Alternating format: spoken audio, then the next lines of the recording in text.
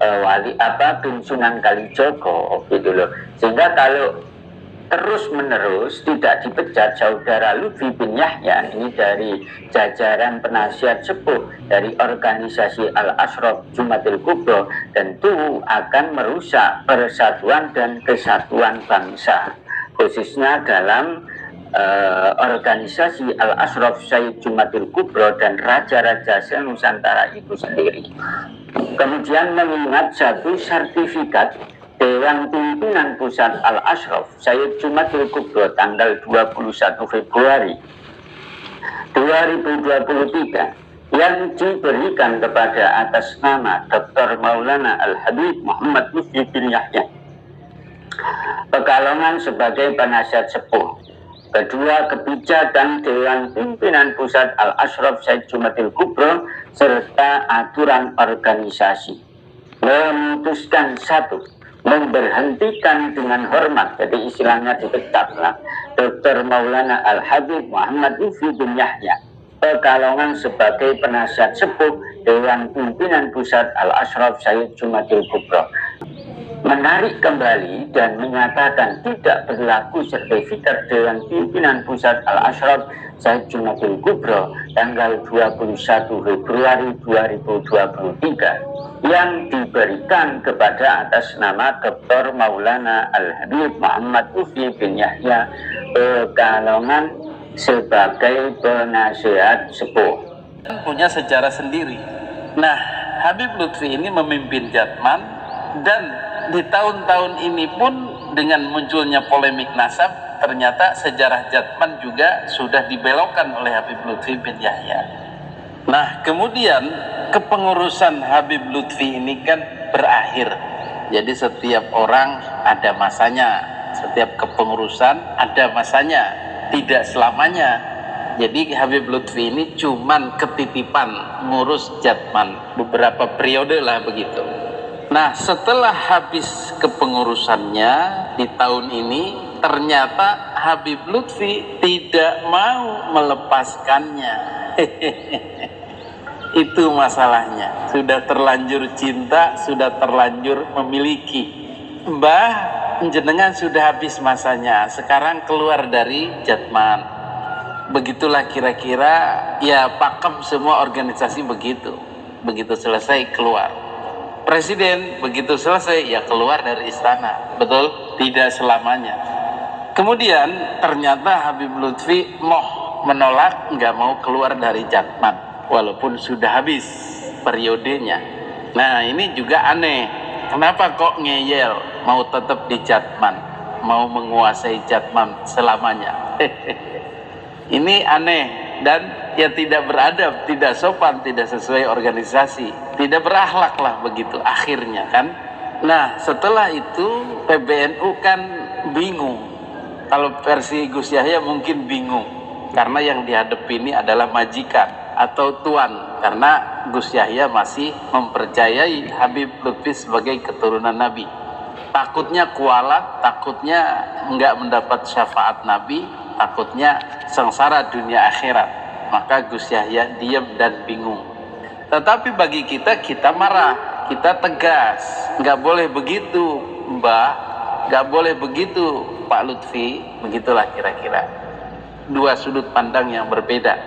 Maka kemudian PBNU berencana membuat keputusan tegas, walaupun loyo. Kenapa loyo? Ya karena di dalamnya Rois Amnya, Kiai Haji Miftahul Akhyar juga mukibin, Kiai Haji Fahru Razi, ketua bidang lainnya juga mukibin, Kiai Haji Zulfa Mustafa juga setengah mukibin. Maka mereka bingung ngadepin Habib Lutfi bin Yahya. Terus aku kudu piye? Mungkin begitu. Mau ditindak tegas cucu Nabi, tidak ditindak tegas sudah membalelo, nggak mau keluar dari Jatman dan kekeh menguasai Jatman. Dan yang lebih nekat lagi, Habib Lutfi sudah membuat Jatman itu organisasi sendiri terpisah dari NU. Apa buktinya? Beliau sudah mendaftarkan Jatman ke Kumham sendiri sebagai badan hukum sendiri. Nah lo, goodbye NU, kata Habib Lutfi. Nah, dengan posisi yang kuat ini, Jatman sudah dimiliki sendiri, dengan badan hukum sendiri terpisah dari NU, ya bebas dong, ini kan udah punya aku. Sekarang langkah selanjutnya dari Habib Lutfi adalah membuat muktamar sendiri, bebas dari PBNU. Kan seharusnya PBNU melakukan muktamar untuk memilih pengurus Jatman periode selanjutnya. Itu yang benar kan? Itu yang seharusnya dilaksanakan oleh PBNU. Setelah mengadakan muktamar sendiri, terpilih ketua Jatmannya dan pengurusnya, baru ngantor lagi di Jatman yang selama ini oleh Habib Lutfi. Maunya PBNU begitu. Tetapi karena Jatman sudah dipisah oleh Habib Lutfi, sudah milik sendiri, lah PBNU mau apa?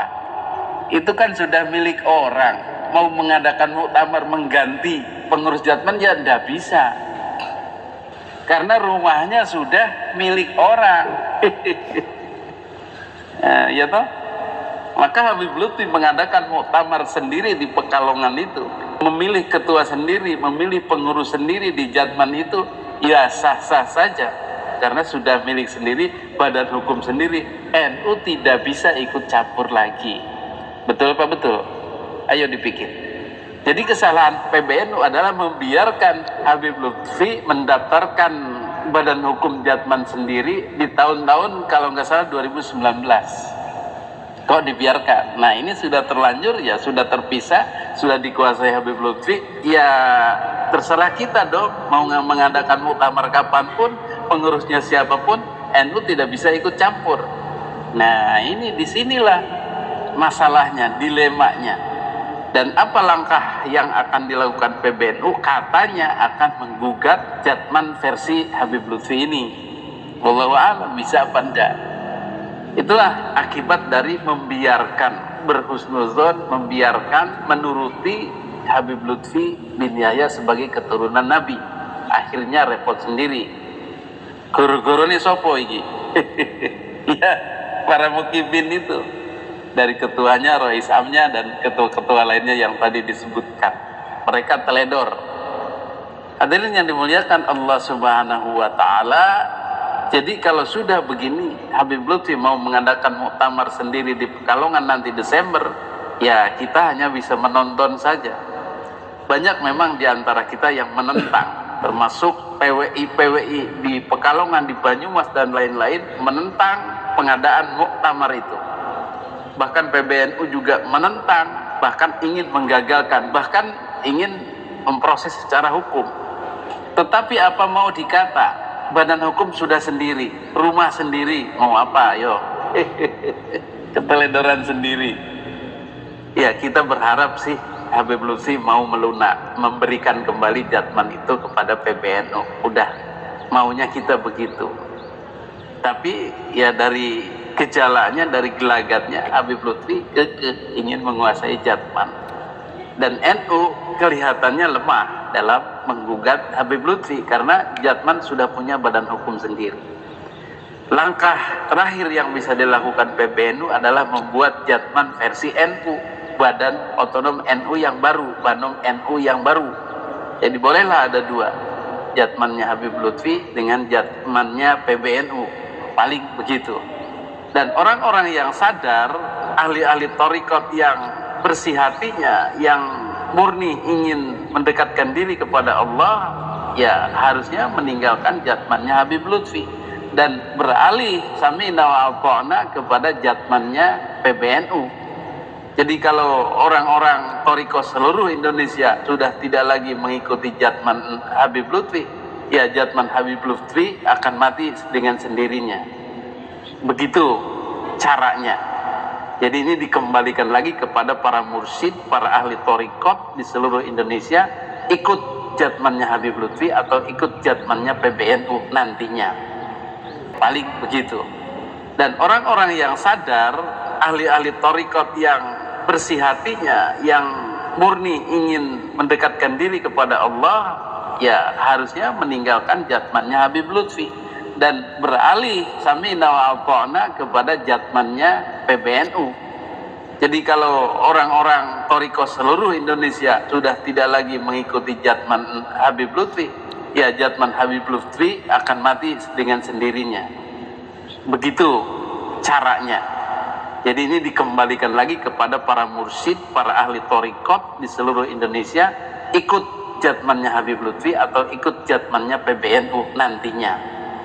Dan dengan adanya polemik nasab ini, maka ahli thariqat, para mursyid, para kiai-kiai Nusantara yang berthariqat itu kemungkinan besar akan meninggalkan Habib Lutfi.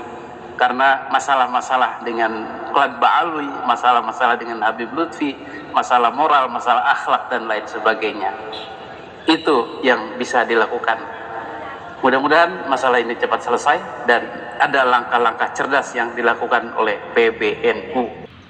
Demikianlah NU diobok-obok sejak dulu ya, terutama di masanya Gus Dur, sehingga ada PBNU versi Gus Dur, ada PBNU versi Abu Hasan ya. Setelah itu partai ya, ada versi Muhaimin, ada versi Gus Dur ya.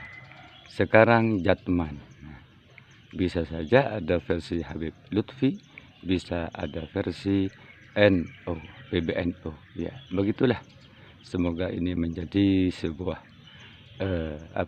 kecurigaan bagi NU sebagai organisasi yang diamatkan oleh para wali, terutama Ki Khalil Bangkalan Madura. Sekian, semoga bermanfaat. Assalamualaikum warahmatullahi wabarakatuh.